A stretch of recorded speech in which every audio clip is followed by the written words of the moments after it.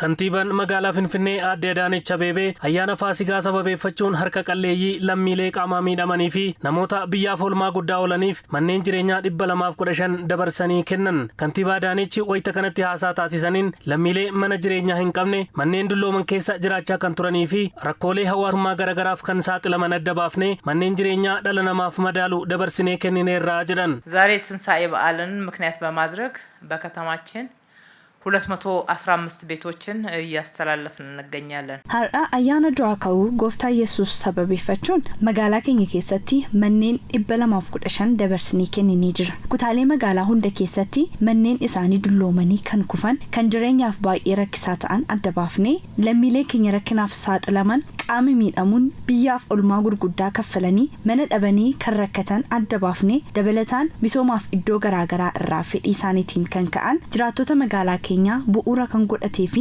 manneen kabaja dhala namaa madaalu jiraachuuf mijataa kan ta'e dhiibbaa jireenyaa kan salphisu jiruuf jireenyaas kan ammayyeessu mana jireenyaa ijaaruun dabarsinee jira. Amma kan itti argamnu saayitii tokko haa ta'u malee kutaalee magaalaa keenya hunda keessatti kennamaa jira. Magaalaa Finfinneetti hojiin tola ooltummaa yeroo gara yerootti guddachaa fi aadaa ta'aa dhufuu kan ibsan Kantiibaa Adaanech baankiin Oromiyaa hojii kana keessatti hirmaachuun lammiilee 40 abbaa manaa taasisuu isaaf galateeffataniiru. ወጪውን የሸፈነልን የኦሮሚያ ባንክ ነው።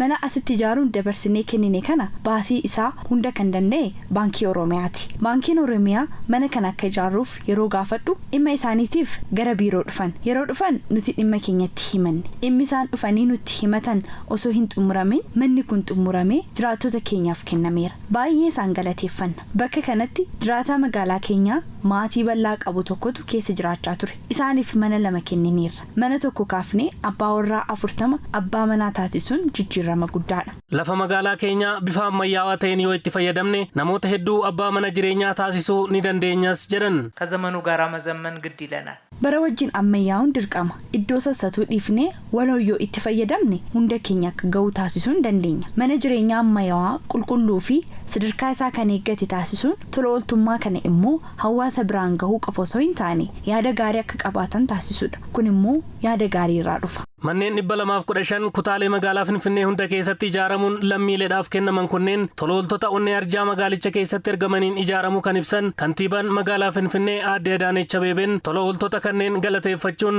ayyaanni Faasigaa ayyaana gaarii akka ta'uuf hawwii qabanis ibsaniiru. የዛሬው 215 ቤቶች የምናስተላልፈው ላይ manneen 215 dabarsinee kennine kana bulchiinsi magaalaa lafaa fi galtee xixiqqoo qofa dhiyeesse. Bu'uuraalee misoomaa ibsaa bishaanii fi karaa dhiyeessii malee hojiilee tola ooltota waloon ta'uun hojjete. Tola ooltummaan magaalaa keenya keessatti aadaa ta'ee dhufeera. Kanatti baay'ee gammanna. Kanaaf hojii ariifachiisaa hojjechaa kan jirru. Mana kana birrii miliyoona 80 ol baasii gochuun kan ijaare baankii Oromiyaa maqaa koo fi bulchiinsa magaalaa keenyaatiin galateeffachuun barbaada. Kutaalee magaalaa hunda keessatti kan qindeessee fi kan ijaarsisan galatoomaa jechuun barbaada. Mana jireenyaa kan argattan baga gammaddan. Ayyaana gaarii nuuf haa ta'u.